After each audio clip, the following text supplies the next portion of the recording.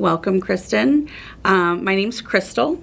I'm with New Life Solutions, and tell us where you're from, who you are, and what organization you're with. My name is Kristin Taylor, and I'm the executive director of Stop the Movement. And Stop the Movement, we fight against human trafficking and exploitation. So our mission statement is to educate, empower, and equip to end human trafficking and exploitation. And we do a lot of that through prevention, because after all the sad stories that we've seen and the people that we've met, we just want to do something to prevent it in the first place.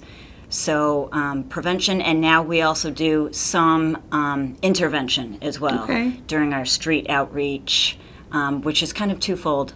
Prevention, because we see a lot of very, very vulnerable women out there on the street, and then who are not being trafficked yet, but they might very well be, and then also women that are being trafficked, we can get help for them right away, try to find beds for them.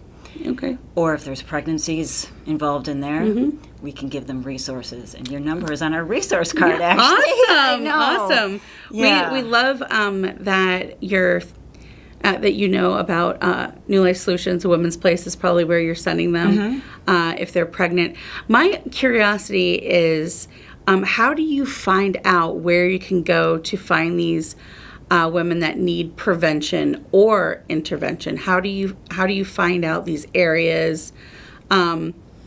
What's your journey to get there? Yeah, well, we've partnered up with another ministry first through Lighthouse Church, and they've been doing it for a long, long time. So they know the spots. They are former directors of Restored to Dream in the Florida Dream Center. So we go to this area around Lealman. We go to homeless shelters, especially St. Vincent de Paul, down underneath the bridge in St. Pete there. Not many people know about it, because it's literally, you just drive over it on, is it like the 375, right? When you're going, if you're going to go down to the St. Pete Pier area. I see it in my head. Yeah. On the way to the sundial, kind of. Exactly. Okay. See, most people have no idea what's happening underneath that bridge and around it, and there's some parks that we go to around there. And right now, too, especially after the hurricane, there's a girl recently that is just, my heart is literally being broken every day. A girl that she became homeless, her place was condemned. And I met her literally only about 2 weeks ago. No, it was actually only a week and a half ago. Wow. 10 days ago. And she was laying on a blanket reading Jesus Calling.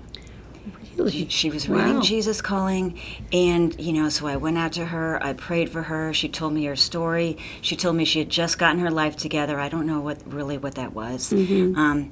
But she didn't have an ID.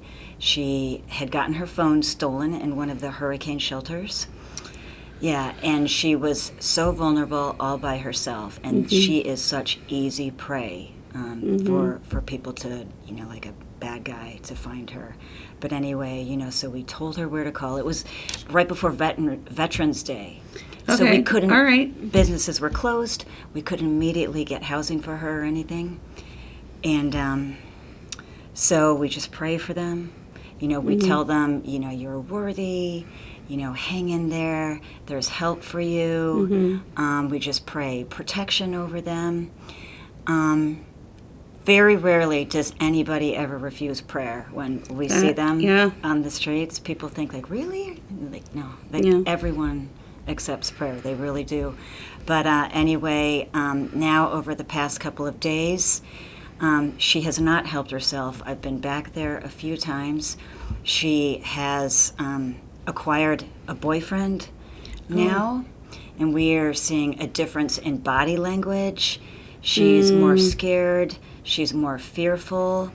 This guy is kind of acting, has his eyes on her, being watched. Okay. So she's just at this extreme risk, and there was really nothing that we could do until she decides to get help. Right. And all we can do, and that's kind of I'm sure what you do at the pregnancy centers too. But just getting there at the first is probably the hardest part. Right.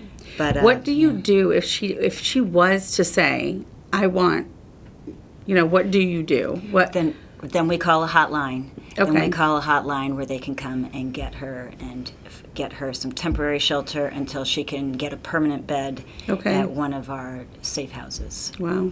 Okay. So as you know, I mean, with New Life Solutions, we have a piece of our ministry called A Woman's Place. We just talked about that.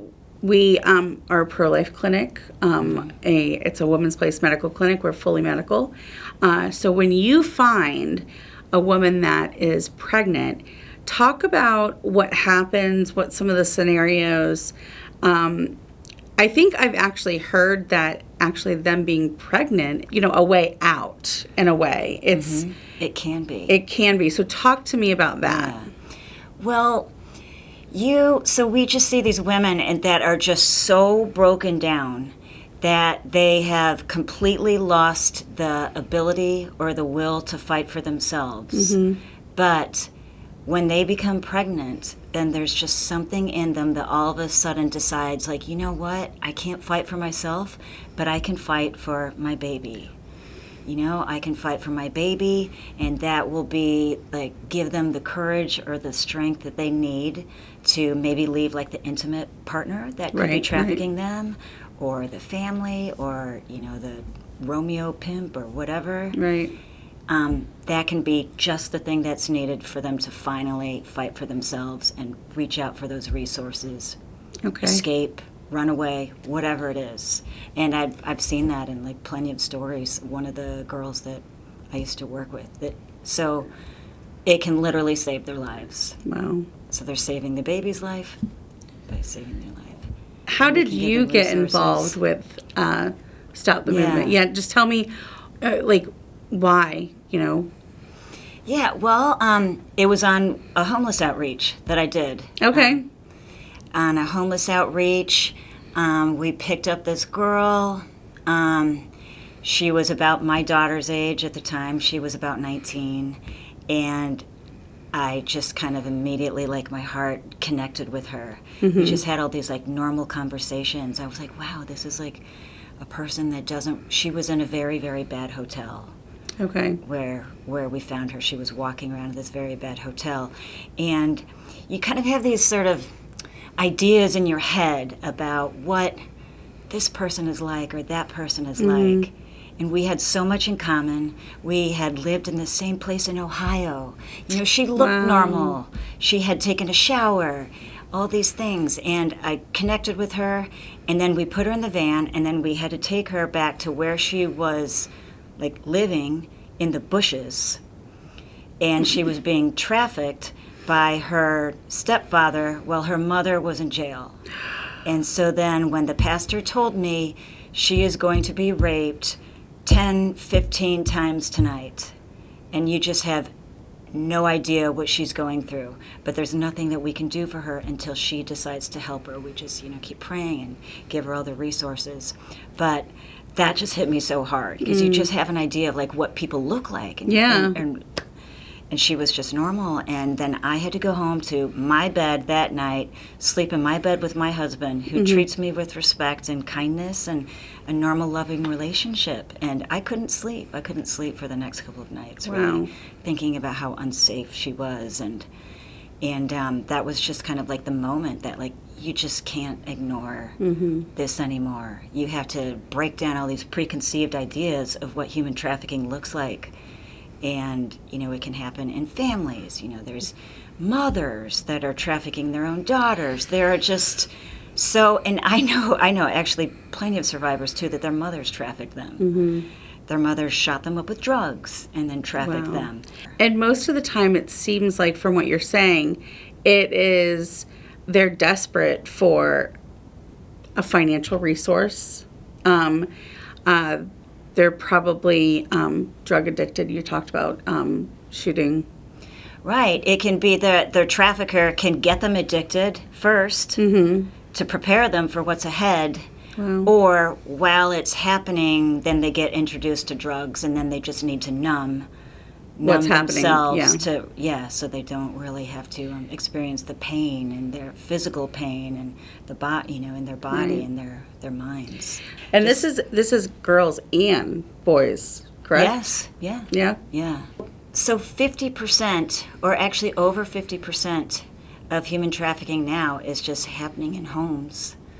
People like trafficking their own kids too. So it really is everywhere. We need to get into the schools. First of all, we need to, train up kids, but we have to train the teachers how to spot the signs, right? We try to get into medical facilities, telling them how to spot the signs, because people are literally everywhere. That's interesting because you wouldn't think that, right? So in our clinics, we're told that we see trafficked women. We've even been trained, our staff has been trained on how to recognize the things to do. But what would you want to tell our client advocates, our staff members, on what to look for the most? It's surprising that we just have an impression that we think that they're going to know and understand that they're being trafficked. Right. But they just don't. A lot of times they may not understand that. Are you saying like the client might not even know? Yeah, they don't. Okay. Wow. It's kind of hard to explain, but if it's a husband that's trafficking them, they've just been in this relationship for so long and the husband can be so manipulative that they can trick the girl or the wife into saying, this is just what I need you to do. We're having a hard time financially.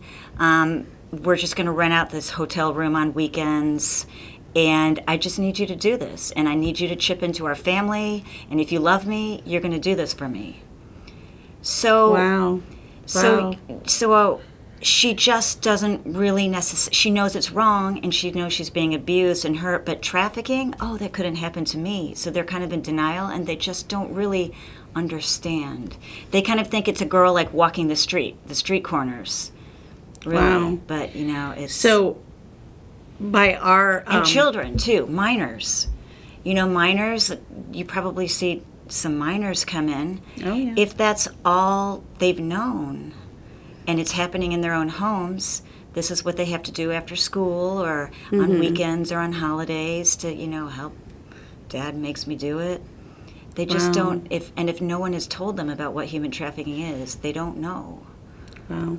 They just know it's wrong, and they're so ashamed. They feel ashamed, so they just, they're not really thinking clearly with that trauma brain. So you're saying, some of our client advocates can actually hear one of these trafficked individuals' stories, and they would probably know before the client knew that this is trafficking behavior. This quote is the definition of trafficking, and that client doesn't even know that. It could present that way. Wow. Another way that it would present is if, the boyfriend or the husband or the trafficker brings her in and does all the speaking for her. Oh. But that's what we tell the healthcare professionals too, and the people in the ER nurses and the rape nurses too. Right. And there's a difference between someone, who's just been date raped and then someone who's been trafficked in their demeanors and being able to speak for themselves or showing up on their own or, just increased injuries, all sorts of odd injuries that haven't been treated in someone who's been trafficked, but someone who maybe was just like a date rape, they've been able to take care of themselves. Right. But there's a big thing, you can just feel it in their eye contact. They don't make eye contact with you. Someone who's been trafficked, really. It's just this overwhelming shame. When I talk to survivors, that's one of the things that they tell me, the number one ways to spot the signs is that you can see it in their eyes. They won't look at you, and it's this haunting thing that's just, and then that's when you trust your God instinct too, and you can just tell something's not right. I need to look into this a little bit more. But a general date rape, it doesn't really present that way. I'm just wondering, as I'm sitting here talking to you, I'm wondering, is Stop the Movement, is Kristin aware that we in our clinics do STI and STD testing, and we provide well women care for those individuals that don't have insurance? And we could talk more about that. Yes, we do. We really need to do that. Because it could be a way. Yes, that's a way. Or just all the women that we meet on the streets, even if they're not being trafficked, getting them into you for resources and for spiritual guidance under their health care. And the fantastic thing about that, too, is that your pregnancy centers then, you're serving them spiritually as well. Yes. So she had gotten connected with a church. Oh, awesome. And a women's group. So, having a baby as a single mother when you're still recovering from trauma and things like that, you need people to come and, wrap your arms around you. You need a village. You need a village. Okay, so I want to tell you about, I was at this, it was for domestic violence. It was in October. Okay. At this fair where it was like a resource fair, and this was like a crisis type of center. And so I'm like, oh, great, I'm going to go talk to them and network. And they were telling me how they would help survivors. And then after we go through all the counseling, and she told me, and then we help them along the abortion process. What? No. My jaw just literally dropped. Wow. I'm usually not one that doesn't have anything. I always have something to say, but I couldn't. I just had no words. I just kind of looked at her and just had to turn around and walk away. And everybody just thinks that it's a foregone conclusion all the time that, if you're raped or trafficking or all sorts of abuse, that's just what you should do. Because how could you ever be strong enough to deal with this now after all you've been through? How could you take care of the baby give you strength, Right. Yes. Right. And this is what makes me so angry too about these other they're not ministries, the other organizations, that they're not building the woman to it's you can give someone a fish for a day. Yeah. But they're not teaching her to fish. They're not teaching her to live. Well, she's building on trauma, because one trauma doesn't deserve another trauma of abortion. Yeah. So they're not ending the cycle. Yeah. Because you need to treat them with a trauma-informed care and then end the cycle, because they already have one disposition or to becoming, for what we see, to be trafficked later. Right? All these hurts and these past things. And so then they're vulnerable for some other trauma. And we see that in people that we know. They're just relationships, one after another. If they don't heal earlier on in the chain. Personally, let me ask you if you would talk about why you're pro-life, and then follow up with maybe a story of why, Yeah. Well, at Stop the Movement, we really believe, and this is what we teach the kids, that every life has value. Okay. Every human being has value.